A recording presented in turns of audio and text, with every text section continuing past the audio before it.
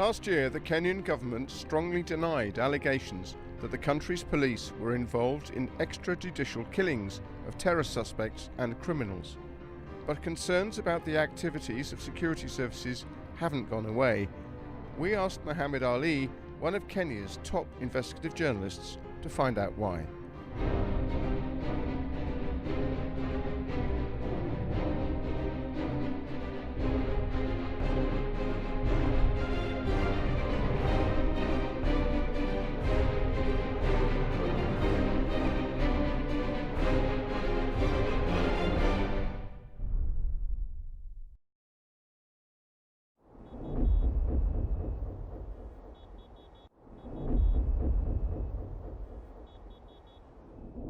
No, what has he done? What has he done? This man is being picked up in broad daylight by a group of armed men. They have placed him in handcuffs and are frog-marching him towards an unmarked car. Boss, you identify yourself. Identify yourself. Just one person, just one person. Can you see?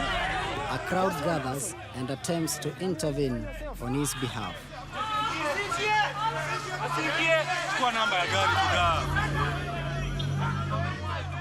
They start to follow my lead and film the encounter on their camera phones. We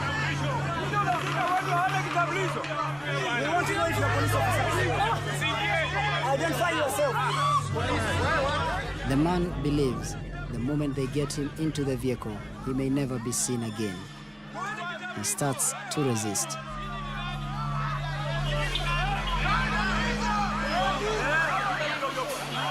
The commotion draws the attention of two uniformed officers.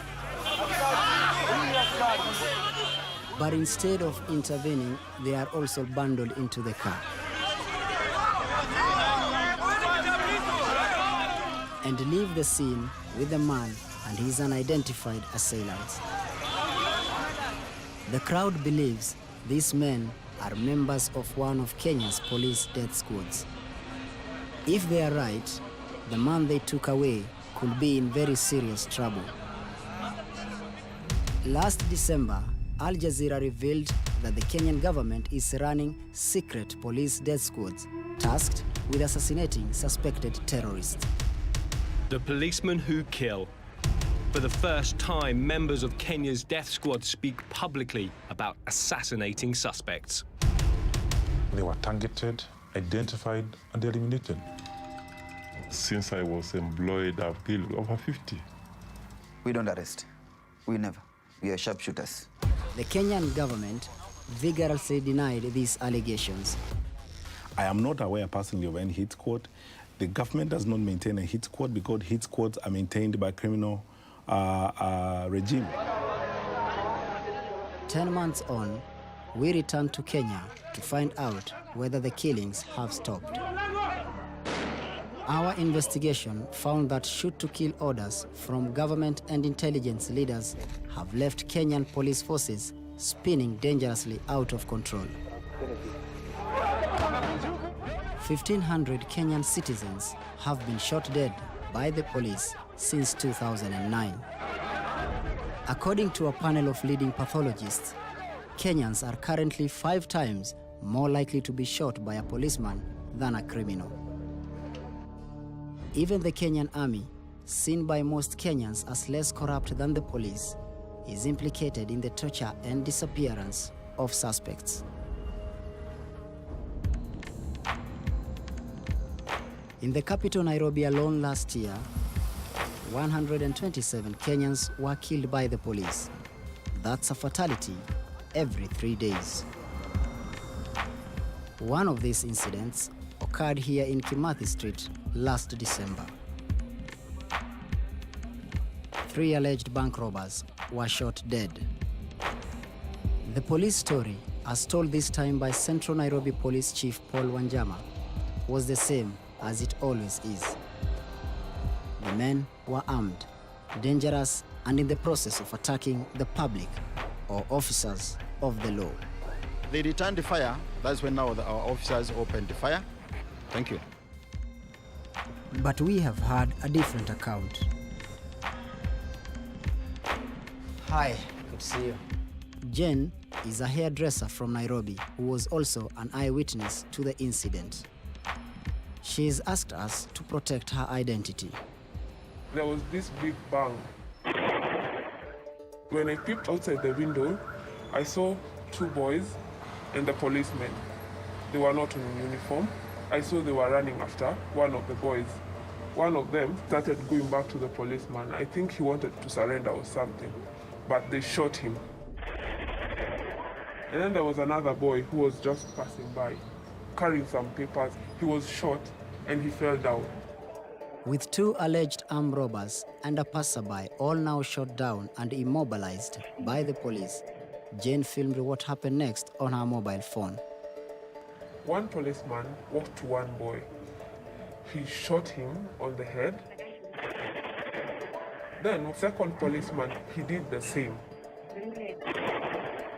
letting him die so that he can not even speak or anything. Did they steal anything that day? They didn't steal anything at all. Because all the banks were closed, it was early in the morning, at around 7:30. No bank is open at that morning. Jane remembers that one of the boys took out a mobile phone and tried to make a call before he was shot and killed. He ended up clutching the device in his dead hand. But she says a policeman then placed a gun next to the body to imply the young man had drawn and fired a weapon at officers first. Do you think maybe the gun was planted there by the police? I think it was planted there. When I saw him, he was holding a black mobile phone. So when I saw the gun, I wondered how it got there.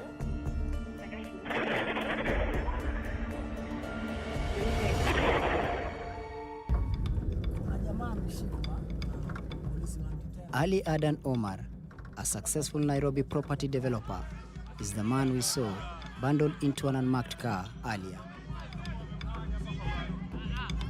We feared we might never see him again. But the night after his arrest, I received a tip-off that police officers were at his home. The place is swarming with armed men, and Ali's wife and children are present.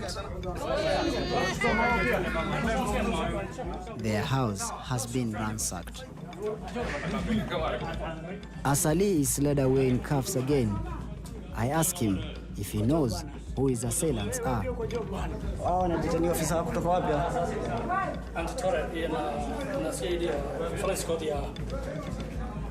He's then bundled into the boot of another unmarked car.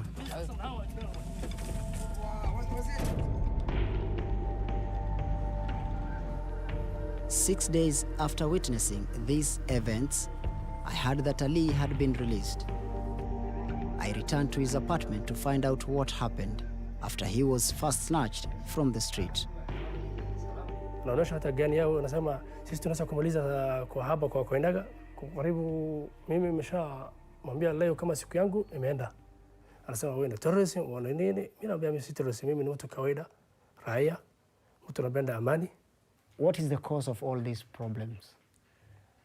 Iko na watu wengine sisi tumekuwa case kwa kotini for 2013 kwa property ingine ya town, and then case hao imeanzika kwa case katika yao. So the issue here is that you are not a terrorist, it's all about property. Somebody wants to take your property by force, and he's using the police to get to... Mimi hana shida ingine mtu yote dunia hii. Ali later showed us court documents relating to the property dispute that nearly got him killed. It's crazy to think that in Kenya, something as commonplace as a business deal gone sour could land you in a terrifying situation like this. But Ali was one of the lucky ones. He was released. Many cases like his end in a very different way.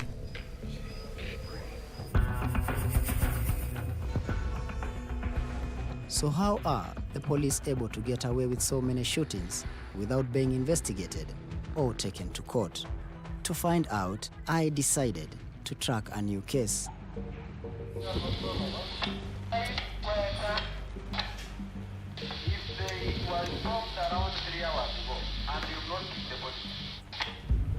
We need to go. Shortly after 10 p.m., a shooting is called in by the police controllers. When I arrive, a local news channel is already on the scene. There are 2 dead bodies lying in the street. Central Nairobi Police Chief Paul Wanjama once again offers his account of how they ended up there. Our officers received some information, a group of about 8 boys, aged between 18 to 25 years, who are mugging people anyhow. When they came, they found them in action. They managed to gun down 2. The police seem to be on their best behavior in front of the media.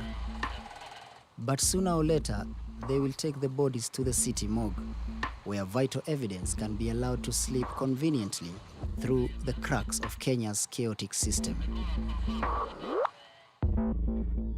We wire up an undercover reporter with a secret camera to record how the bodies are treated. His cover story is that he's looking for a missing relative. The bodies of the 2 young men are brought from the crime scene in the back of a Toyota pickup. The police must officially record the incident by filling in what is known as the occurrence book, but they choose not to go into too much detail.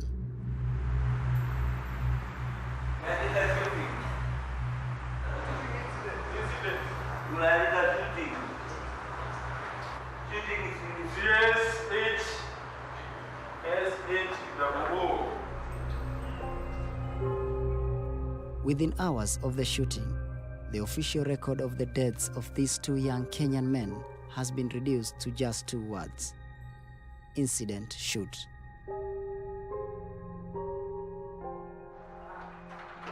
Then the bodies are hauled off the truck and dropped on the floor. No body bags are used to keep them from contamination. No plastic gloves are worn by the police or mortuary staff, and there are no functioning facilities to refrigerate and preserve the bodies. They are eventually laid out roughly on the floor, right beside other blood-soaked corpses.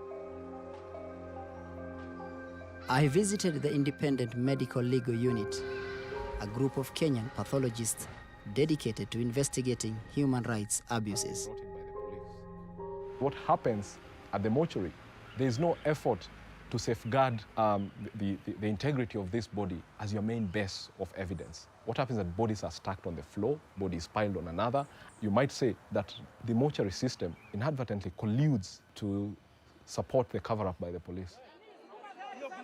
Dr. Thuo also thinks that the policy's handling of crime scenes leaves little hope of preserving evidence for any future prosecution.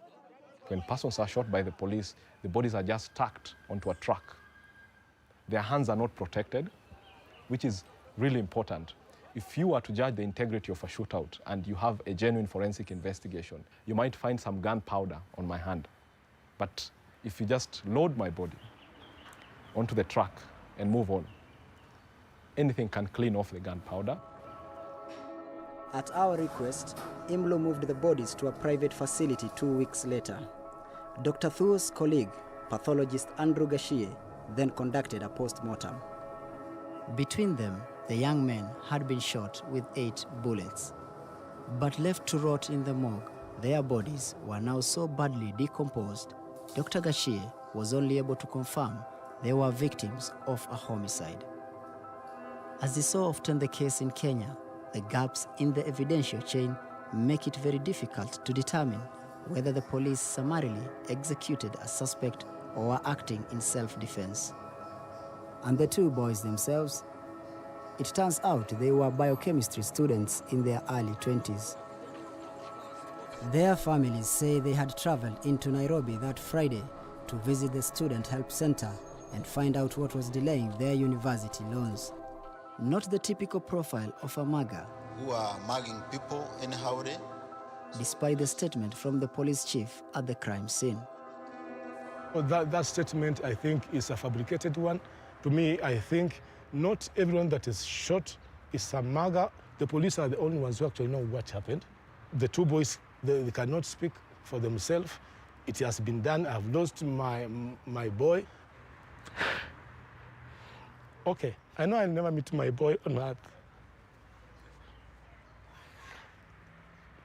But one thing that I would like to be known, this is it's a normal routine. This is what normally happens. My son was brutally killed by the police.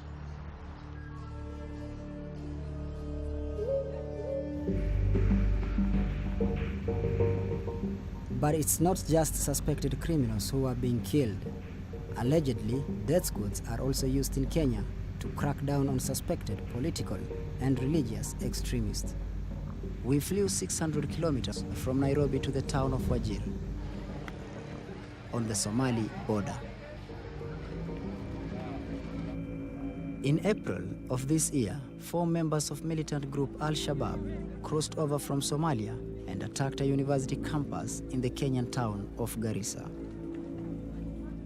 It took the local forces 11 hours to hunt down and kill the attackers. By that time, 147 students had been murdered in cold blood. Since then, the Kenyan police have been accused of rounding up ethnic Somali men across this northeastern region. Commander Mucheke is the lead investigator for Kenya's National Commission on Human Rights. There are 3. This is the biggest of the 3. It's quite long. We measured last time, it's about 8 meters. He has documented over 100 disappearances in this region during the 2 months that followed the Garissa attack. In May, locals discovered a body sticking out of this shallow grave on the outskirts of Wajir town. They also found the casing of an assault rifle bullet nearby. We found the 3 shallow graves. In 2 of the graves, there were 2 skulls. The place had a very heavy stench out of the decomposing bodies. We could not assess the place, and then we went back. We came back the second time to follow up, but we found that the graves had been dug, and there were skulls strewn all over. The only thing left were the clothes, and we were able to count 7 trousers. Suggest a minimum of 7 people. There could be more. You can see these are the clothes. That's a trouser. You can see this one of the remains. Commander has documented the apparent abduction, torture, and disappearance of 50 people from the Wajir area over the last 3 months. Majority of the cases of disappearances that we have received touch the army. Here in Wajir, almost everyone who has spoken to us with regard to the ongoing operation is taken to the military base, where suspects are screened meaning tortured, to extort information, confess that they are members of the Al-Shabaab terror network. Those who are lucky are released. Those who are not lucky are killed. Dead men tell no tales. There seems to be a resolve by security agencies or by the government that if you find the terrorists, just liquidate them. The assassination and disappearance of young Muslim men has been part of Kenya's war on terror for several years now. In 2013, 4 Al-Shabaab fighters from Somalia attacked the Westgate shopping mall in Nairobi. 67 people were killed, including women and children. The militant group claimed this was to punish the Kenyan government for sending troops to fight against them in Somalia. The public demanded action, and the authorities' response was extreme. The police have been rounding up Kenyan Muslims ever since, and the Anti-Terrorism Police Unit, or ATPU, has been accused of assassinating terror suspects on a monthly basis. We flew to the coastal city of Mombasa, where many of these alleged assassinations have taken place.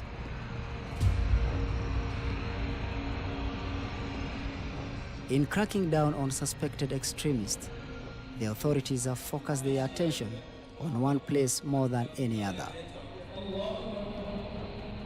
Masjid Musa Mosque. The government claims the mosque is a breeding ground for Al-Shabaab militants. It's been raided repeatedly by the police, and 21 of its members have been killed or disappeared. But the community here says it's actually the police violence which pushes otherwise peaceful young men straight into the militants' arms.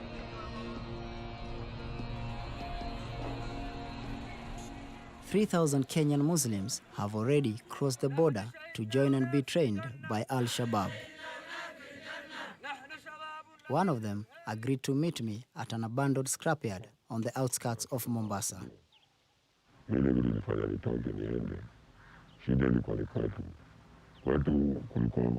Askari wanakuja na kutoka nyuma na mpiga risasi. Sasa ikabidi watu wamechemka sana. Na ikabidi tutoke sasa. What kind of training did you receive? Zile training yenyewe nilienda ilikuwa 3 months. Nikafundishwa kila yani hizo masilaha karibu zote. Sisi tukitoka Somalia tukija tulikuwa tumetumwa kazi kwa kushambulia Kenya. I am a Muslim, you are a Muslim, and my religion does not allow killing of innocent women, children, and old men. What do you think about the Westgate Garissa University attack where civilians were killed by Al-Shabaab? Kwa maana wa mama huko watoto na wanaume ambao sisi. Ndio maana wakakuja karibu nchi. 2 days after we filmed there, the police raided Masjid Musa again. A week later, in retaliation for attacks on a mosque in Mombasa, 28 Kenyans were removed from a bus near the border with Somalia by Al-Shabaab militants and executed. Death squads might appear to offer a quick and effective solution to the threats faced by Kenya. But the problem with those tactics is that they cause a cycle of violence which, once started, is very difficult to stop. The activities of the police are usually cloaked in secrecy, but occasionally a public official speaks out.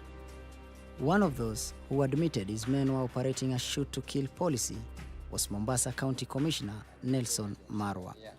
Those are people that wale si watu wa kushikwa wamepatikana ndiye huyu ako na hiyo bunduki. Mariza yeye hapo.